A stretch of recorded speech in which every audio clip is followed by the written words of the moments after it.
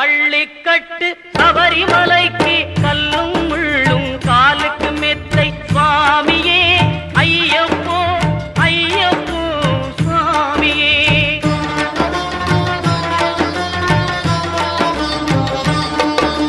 நெய்யபிஷேகம் சுவாமிக்கே கற்பூர தீபம் சுவாமிக்கே ஐயப்பன்மார்களும் கூறிக்கொண்டு ஐயனை நாடி சென்றிடுவார் சபரிமலைக்கு சென்றிடுவார்.